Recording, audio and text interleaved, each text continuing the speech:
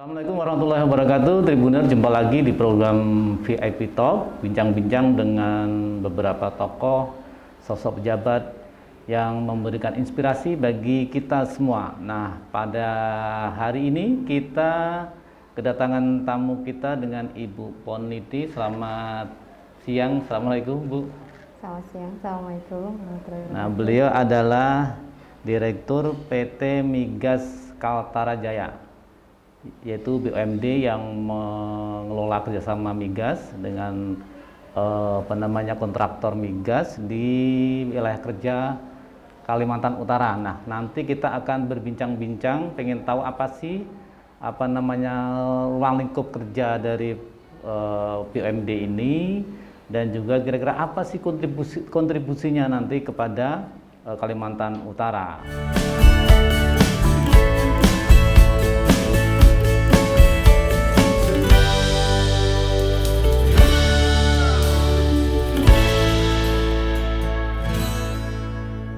Tribuner, sebenarnya saya kenal Bu Poniti ini sebenarnya dulu kalau tidak salah satu direktur Bank BPR ya. Iya.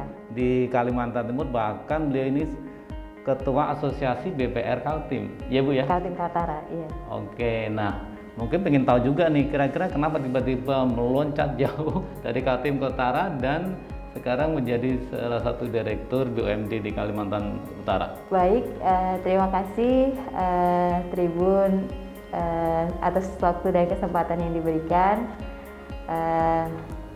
Sebenarnya lebih kepada mencari tantangan. Ya. Karena di posisi dirut di BPR sudah sampai fase terakhir untuk tingkat jabatan. Jadi setelah menyelesaikan masa jabatan di BPR dan misi yang disampaikan itu sudah terlaksana, alhamdulillah, sehingga ada peluang di Kaltara pada saat itu ada seleksi. Sebenarnya saya masuk seleksi yang kedua, karena seleksi yang pertama itu hanya terseleksi yang lulus hanya 2 kandidat, sehingga sesuai dengan permen uji kepatutan itu minimal calon itu wajib 3. Nah, sehingga saya memberanikan diri untuk mencoba keberuntungan dan menguji kompetensi juga, karena di situ memang ada uji kompetensi dari pihak luar, dari UGM waktu itu, untuk melakukan uji kepatutan dan kelayakan itu. Betul. Jadi saya coba terakhir masuk di seleksi gelombang yang kedua. Jadi setelah lulus administrasi baru dilanjutkan dengan tes berikutnya, tes UKK. Nah, itu alhamdulillah lulus dan selanjutnya proses seleksi dan terpilih. Itu sebenarnya sudah sampai sekarang sudah berjalan 1 tahun atau belum? Kalau dari mulai pelantikan sampai sekarang itu?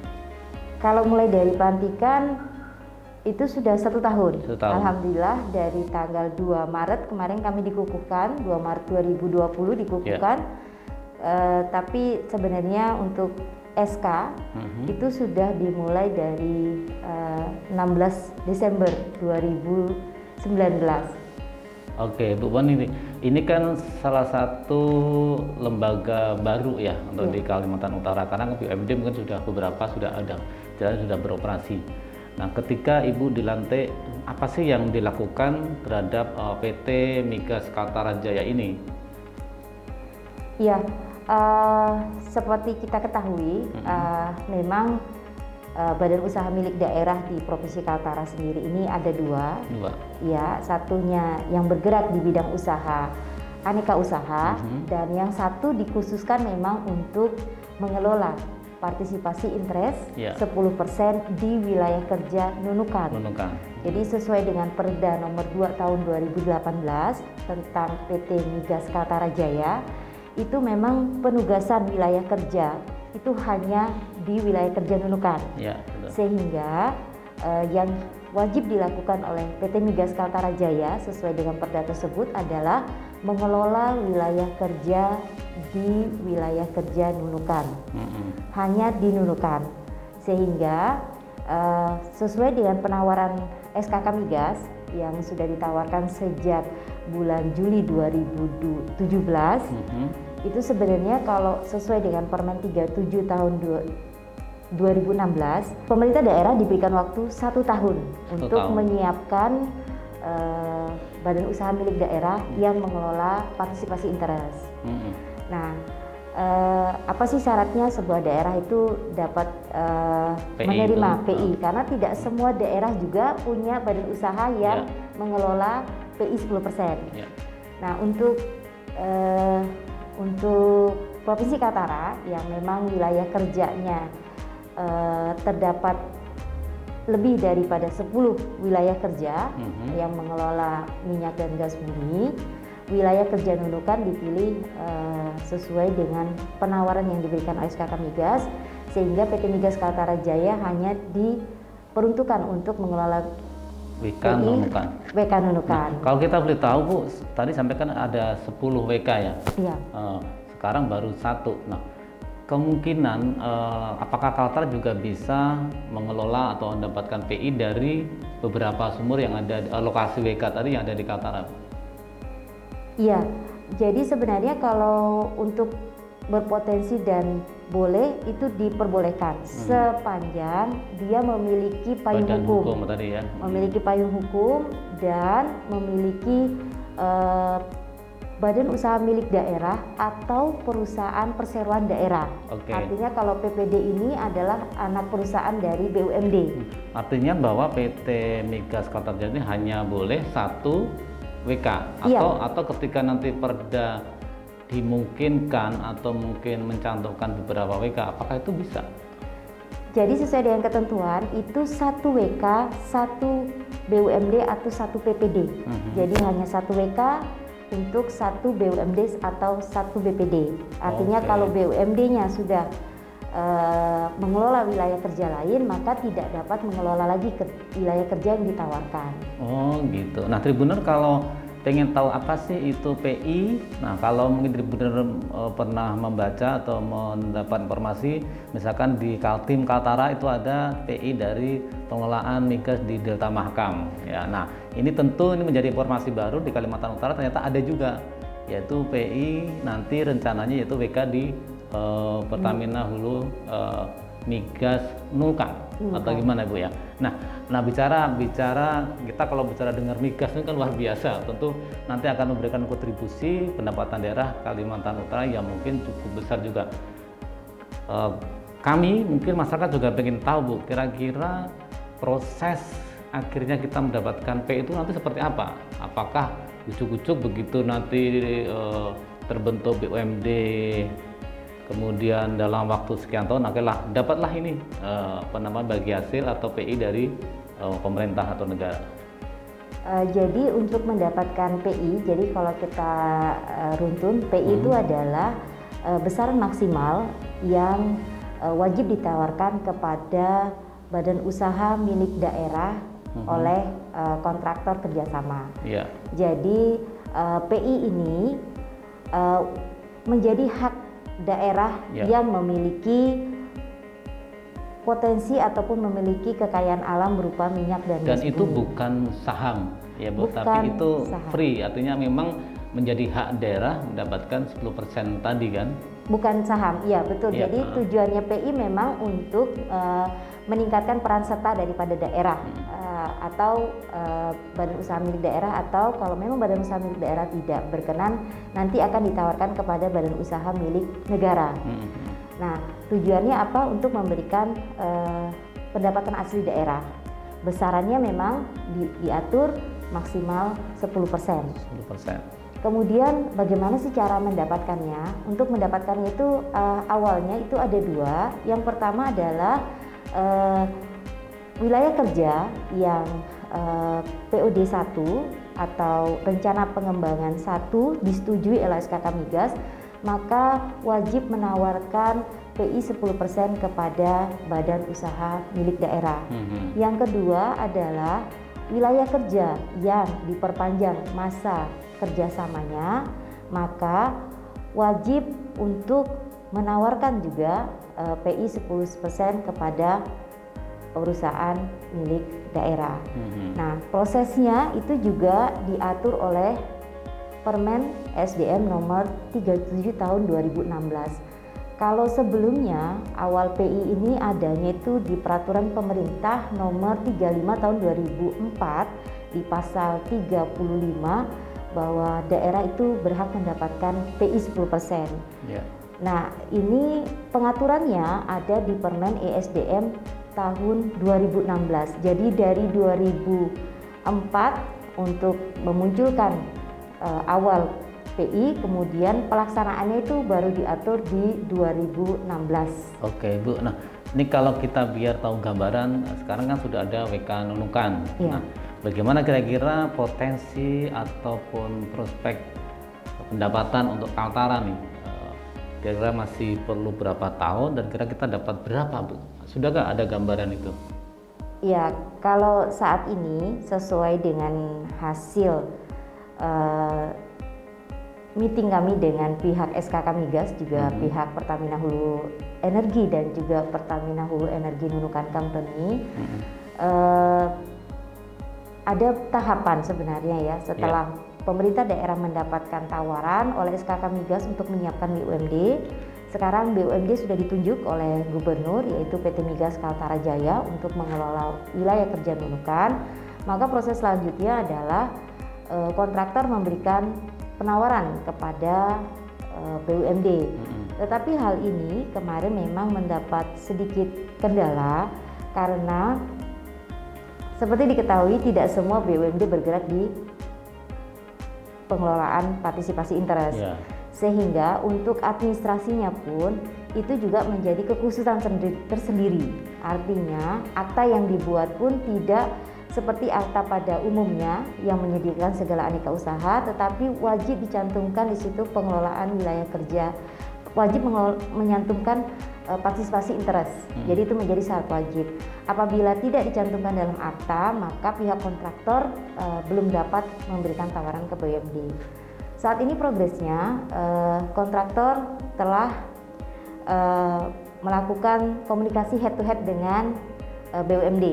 Artinya sebelumnya kami belum dapat melakukan komunikasi karena belum adanya pelimpahan dari pemerintah provinsi kepada BUMD. Nah, setelah penunjukan dari gubernur, maka SKK Migas berdasarkan surat penunjukan gubernur tersebut memberikan surat kepada kontraktor, dalam hal ini adalah Pertamina Hulu Energi Company, untuk memberikan penawaran kepada BUMD. Nah, saat ini kami masih di proses itu. Jadi ada tahapan yang pertama pada saat proses penawarannya itu, yang pertama pada saat WK itu mendapat PUD 1, maka wajib memberikan tawaran kepada BUMD. Yang kedua, atau bahwa WK tersebut adalah WK yang diperpanjang kontrak kerjasamanya, maka juga harus wajib dan sanggup untuk memberikan penawaran PI 10% kepada BUMD. Dan ini fase yang pertama. Kemudian yang kedua adalah bahwa pemerintah provinsi atau kabupaten atau kota itu wajib menyiapkan BUMD yang khusus untuk mengelola PI tersebut. Dan itu waktunya sekitar 1 tahun, maksimal selama 1 tahun. Kemudian setelah disiapkan, maka pemerintah provinsi atau pemerintah kabupaten atau kota itu menyampaikan surat kepada SKK Migas mengenai BUMD yang akan mengelola partisipasi interest yang ditawarkan oleh SKK Migas tersebut. Nah, setelah itu terlampaui, maka SKK Migas akan memberikan surat kepada kontraktor menyampaikan bahwa BUMD yang akan mengelola PI tersebut. Nah, pada fase itu kontraktor diberikan waktu 60 hari kalender untuk menyampaikan tawarannya kepada BUMD. Setelah 60 hari, maka pada saat BUMD menerima tawaran dari kontraktor, itu juga diberikan waktu 60 hari untuk menjawab apakah tertarik dengan tawaran wilayah kerja Nunukan atau tidak. Setelah BUMD menjawab tertarik, maka kita akan masuk lagi ke proses selanjutnya, yaitu melakukan uji tuntas atau data room. Nah, uji tuntas atau data room ini memakan waktu yang cukup lama, yaitu selama 180 hari Itu kalender. sudah dilalui semua. Itu belum dilalui. Oh, Kami saat ini masih di posisi menunggu penawaran dari pihak kontraktor. Oh gitu. Jadi kalau tadi ditanya berapa potensinya, itu nanti akan ada di fase selanjutnya, yaitu setelah mendapatkan tawaran dari kontraktor dan BUMD menjawab bersedia atau berminat, maka akan dilanjutkan ke uji data room. Nah, uji tuntas atau data room inilah akan diketahui potensi daripada reservoirnya tadi. Oke Bu, sebelum itu ini kan masih proses pada penawaran ya. Iya, Dari pihak kontraktor menyampaikan surat tawaran ke BUMD. iya. BUMD sudah memberi jawaban. Ini kontraktor belum memberikan penawaran. Belum penawaran. Tapi kami sudah menyampaikan persyaratannya kepada kontraktor, sehingga saat ini kami posisinya menunggu penawaran dari kontraktor. Oke. Iya. Nah itu berarti kita masih menunggu, ada nggak batas waktu dari pihak kontraktor memberikan jawaban dari BUMD? Seharusnya kalau dari surat yang kami kirimkan kemarin, setelah terpenuhinya persyaratan di tanggal 5 Februari, harusnya di tanggal 5 April kontraktor harusnya sudah memberikan Berarti penawaran. minggu ini ya? Iya. Karena Nah itu diberikan biasanya waktu apa sih yang menjadi pertimbangan dari kontraktor sehingga harus menerima atau menolak dari penawaran dari BUMD? Kalau pertimbangan menolak sih tidak ya, karena di situ ada syaratnya kalau mereka PUD 1 itu wajib memberikan penawaran PI 10% kepada daerah atau BUMD. Jadi mereka punya kewajiban. Ya, betul. Walaupun sebenarnya memang pada awalnya mereka melakukan investasi di wilayah kerja tersebut sudah ada pemegang saham di perusahaan tersebut, tetapi Permen 37 dan PP 34 tersebut itu sudah menyampaikan bahwa ada kewajiban kontraktor yang wajib dilaksanakan untuk memenuhi. Harusnya kalau misalkan kontraktor punya kewajiban untuk memberikan 10% ke daerah melalui BUMD itu, berarti kan tidak perlu banyak pertimbangan, yang penting persyaratan memenuhi, pasti itu akan Iya, jadi pasti harus ditawarkan. Iya. Jadi kita yang harus memenuhi persyaratan untuk mendapatkan tawaran. Oke. Nah kalau setelah begitu jawaban dari kontraktor, oke dengan BUMD, kemudian ada namanya data room tadi ya? Iya. Masuk di situ yang perlu waktu sekitar 180-an hari Atau sekitar 6 bulan. Cukup panjang juga ya? Ya, di situ tuh baru kita ketahui. Nanti kita akan dapat berapa? Karena dari di situ dipastikan bahwa apakah di sini betul-betul hak daripada provinsi atau ada hak daripada daerah, kota atau kabupaten lain. Ya. Mungkin bisa saja seperti kita ketahui di Kaltim itu mungkin cuma tukar dengan Kaltim. Karena saat ini untuk PI itu baru 2 provinsi saja yang mendapatkan. Jadi ONWJ Jabar dengan Kaltim di Hulu Mahakam. Dan kalau di ONWJ malah lebih banyak lagi pembagiannya. Karena memang reservoirnya tadi masuk ke wilayah-wilayah yang ada di. Artinya gini Tribunner, bahwa nanti ada ketentuan bahwa di mana lokasi eksplorasi migas tersebut. Kalau memang itu masuk di wilayah daerah, misalkan Bulungan atau Tarakan, tentunya KTT. mereka juga berhak untuk mendapatkan sebagian dari PI 10% itu. Berapa nilainya tentu juga terlihat berapa wilayah itu berada di, apakah masuk di wilayah Kaltara atau di wilayah daerah tersebut. Iya. Nah, Tribunner, ini juga perlu pemahaman kita semua bahwa prosesnya kan cukup panjang.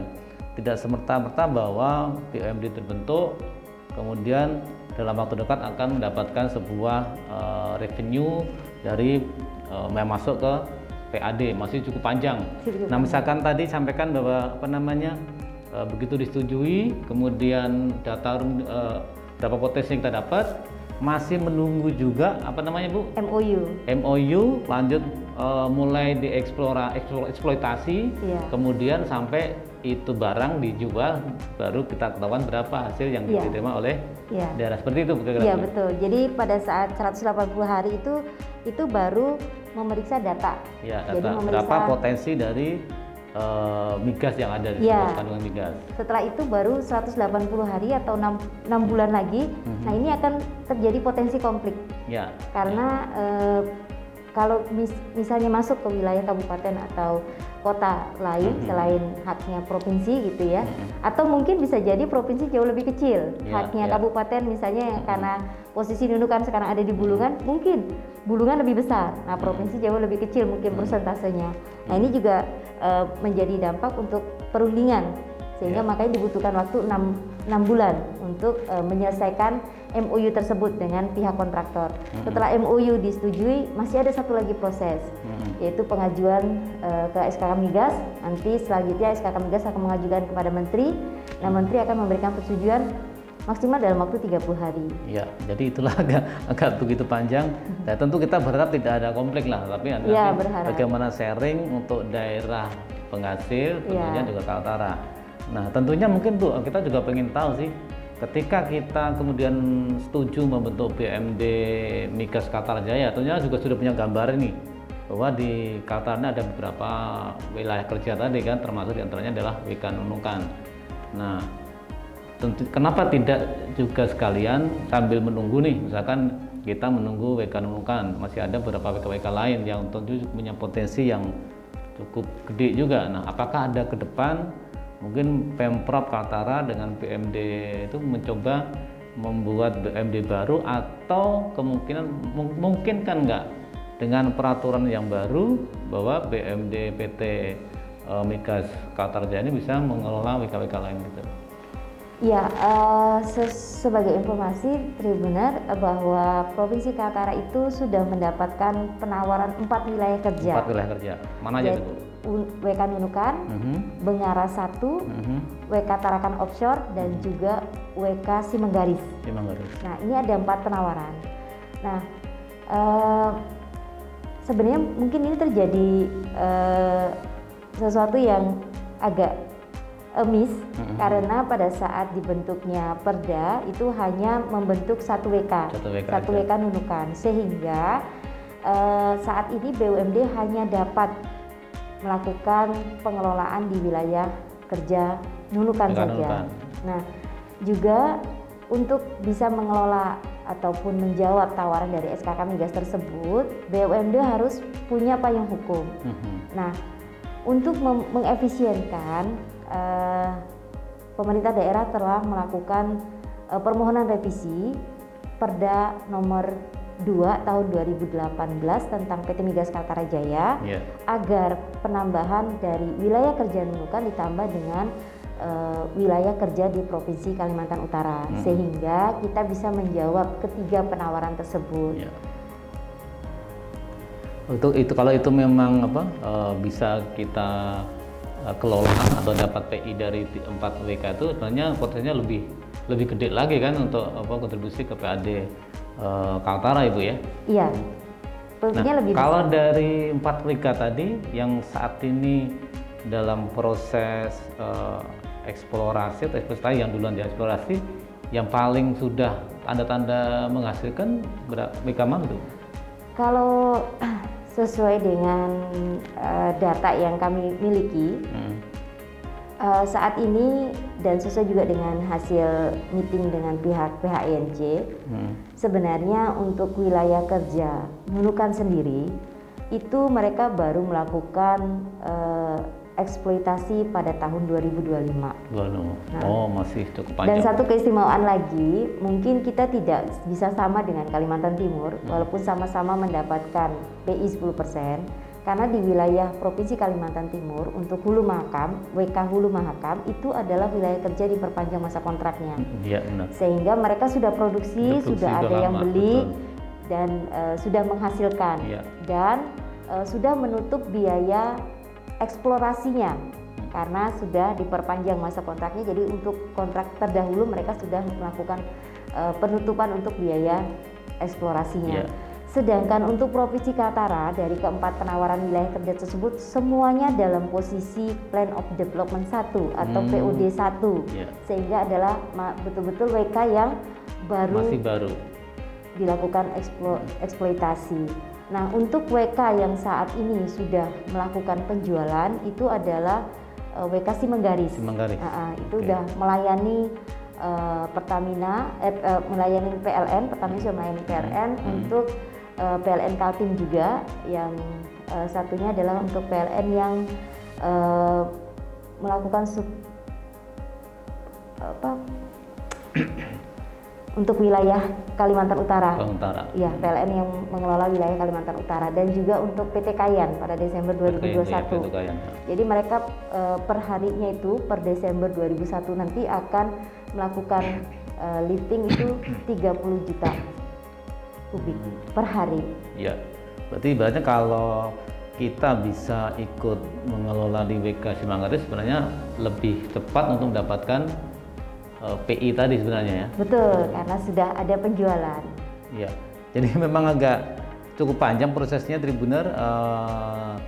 Jangan dikira bahwa ketika PI itu sudah didapat daerah, kemudian langsung mendapatkan bagi hasil yang akan disampaikan oleh pemerintah. Seperti juga ketika di Hulu Mahakam itu, Bu, artinya bahwa yang itu sebenarnya sudah jalan sekian puluh tahun, iya. Bahkan kan zamannya Total, tapi kemudian sekarang beralih ke Pertamina itu, iya.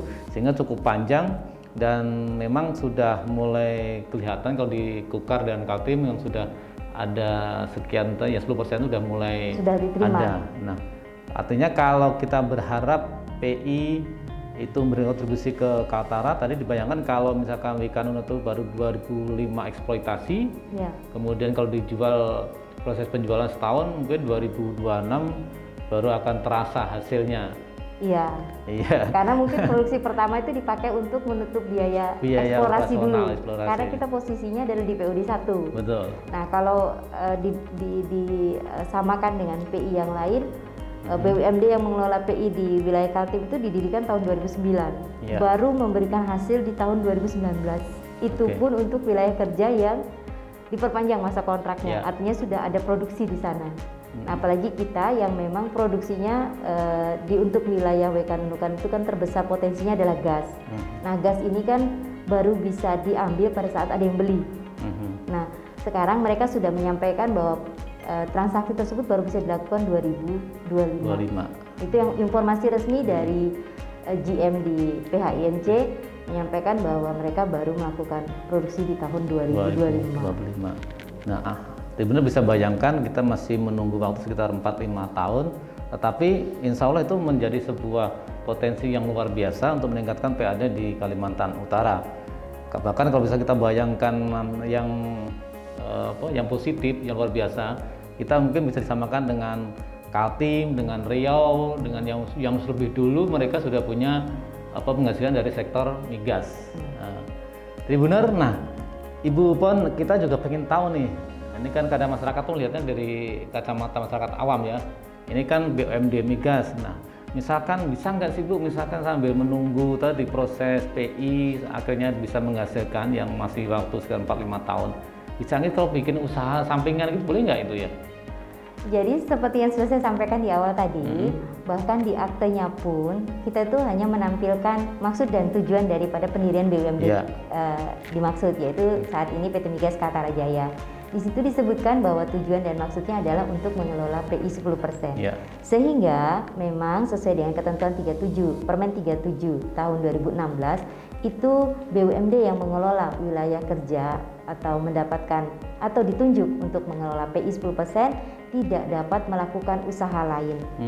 Dan meskipun itu bakal menguntungkan daerah. Meskipun itu bakal menguntungkan daerah, jadi tidak boleh. Dan juga tidak boleh ada pemegang saham swasta. Unsurnya di kepemilikan sahamnya. Betul. Jadi misalkan nih, saya kan misalkan udah tahu nih bakal dapat untung 10% PI tadi ya. Saya punya duit, kemudian bisa nggak saya nitip saham? Itu tidak boleh ya? Tidak boleh, karena harus 100% milik pemerintah daerah atau yang terafiliasi sepenuhnya dengan pemerintah daerah. Karena memang niat pemerintah adalah memberikan kontribusi kepada daerah dalam bentuk PI sebesar 10% dari penghasilan tadi. Betul. Saat ini posisi PT Migas Kaltara Jaya itu posisi sahamnya adalah 99 milik Provinsi Kalimantan Utara, dan 1%-nya itu adalah milik BUMD Provinsi Kaltara juga. Oke. Tetapi ini pun menjadi satu kendala kemarin, makanya agak sedikit lama kami memenuhi aturan karena dipertanyakan oleh pihak kontraktor. Siapa komposisi saham di PT 1% tadi itu Benua ya? Anta Kaltara Jaya itu hanya posisi 1%, itu dipertanyakan. Ya. Dan akhirnya sesuai dengan keputusan pemegang saham, kemarin kepemilikan PT BKJ itu 100% adalah milik Pemprov, sehingga hal tersebut baru bisa kita sampaikan kepada kontraktor bahwa sepenuhnya tidak ada unsur asing ataupun swasta di dalam kepemilikan sahamnya. Iya, sekali lagi memang murni niatnya adalah memberikan kontribusi kepada daerah. Tidak boleh sepeser pun uang dari luar pemerintah masuk di saham atau investasi di Migas Kaltara Jaya. Itulah Tribuner, sedikit ada gambaran bagaimana bahwa keberadaan atau berdirinya BUMD PT Migas Kaltara Jaya ini adalah sebagai semacam fasilitator untuk mengelola bagaimana nanti ketika dapat PI dalam pengelolaan migas di wilayah Kalimantan Utara. Termasuk tadi, meskipun ada beberapa WK, ada 4 yang disebutkan oleh Bu Niti, tidak bisa dikelola langsung oleh BUMD Migas Kaltara Jaya, tapi kecuali kalau ada perubahan perda yang membolehkan mengelola beberapa WK tadi, Bu ya. Tapi itu pun kemarin perubahannya tidak hanya pada wilayah kerja, tetapi juga merubah PT Migas Kaltara Jaya sebagai holding. Sehingga untuk menjawab 3 penawaran lain selain Nunukan, itu akan ditunjuk perusahaan perseroan daerah atau PPD. Berarti nanti boleh punya anak-anak perusahaan? Boleh punya anak perusahaan, tetapi induknya tidak boleh punya usaha lain. Walaupun istilahnya MKJ saat ini tidak ada kegiatan lain selain WK, maka tidak boleh juga melakukan kegiatan usaha lain. Tapi kalau anak perusahaannya boleh? Tidak boleh juga. Tidak boleh juga. Tetap tadi terkait dengan PI. PI. Jadi boleh membuat anak perusahaan tetapi mengelola wilayah kerja. Karena kita hanya konsentrasi pada wilayah hulu, tidak pada wilayah hilir. Nah, ini pembatasan yang sedikit memang kurang adil ya. Nah, karena harapannya dengan WK ini kan ada multiplier effect. Nah, artinya ada kegiatan-kegiatan lain yang bisa juga berdampak kepada masyarakat langsung. Ya, berdampak kepada masyarakat. Daerah juga punya andil di situ, punya peran serta untuk mengelola wilayah migas tersebut selain daripada mendapatkan PI 10%. Nah, ini juga menjadi satu hal yang patut dikaji, bahwa artinya kalau pihak kontraktor kerjasama dapat mengelola kedua aspek tersebut, hulu dan hilir, tetapi daerah itu hanya boleh berpartisipasi pada hulunya saja. Padahal ada multiplier effect di sana. Ada hal lain yang bisa didapatkan dari daerah atas kegiatan di wilayah kerja tersebut. Kadang kita mungkin masyarakat berharap betul, Bu, misalkan gini, Kaltara yang sudah punya sumber daya migas, tentunya berharap tidak ada lagi antrian orang beli BBM, cari gas juga lebih murah. Harapan kita kan gitu kan. Kadang misalkan kayak Balikpapan nih, tempat kilang yang begitu luar biasa, ternyata kita mau beli bensin masih antri. Nah, jadi Tribuner ini juga memberi pemahaman bahwa memang untuk di BUMD ini hanya lebih kepada sektor hulunya saja. Tentunya gini, kalau ingin berubah ya kebijakan pemerintah harus dirubah kan gitu, Bu ya. Sebenarnya kami juga berharap nanti, maksud saya, karena selama ini tadi bahwa ada BUMD Migas, harapannya pasti ada, wah kenapa nggak bikin agen LPG, agen SPBU yang ketika masyarakat bisa lebih mudah. Jadi memang seperti itu ya, tidak bisa seperti itu ya. Tidak bisa. Jadi itulah yang menjadi satu hal yang perlu dipikirkan kembali bagi pemangku kebijakan. Artinya supaya peran daerah ini lebih dari bukan hanya sektor hulunya saja, artinya terbatas, sedangkan sumber dayanya nggak terbatas diambil. Nah, mereka juga tidak terbatas untuk melakukan hulu dan hilir, tetapi kita hanya terbatas pada hulu saja. Karena harapan kami sekali lagi bahwa karena Kaltara ini begitu luas sampai di perbatasan, di pedalaman, yang kalau bicara soal BBM begitu luar biasa susahnya di sana kan. Tentu nanti kita bicara lagi ke depan. Oke, Bu Nati, ini terakhir ini terkait tadi rencana revisi Perda untuk pengelolaan WK BUMD kita, tidak hanya Nunukan. Karena apa? Karena kita punya beberapa lokasi, ada 4 tadi ya. Nah, apa sih yang harapannya agar segera perda ini bisa direvisi, diputuskan sehingga bisa untuk mengelola 4 WK tadi?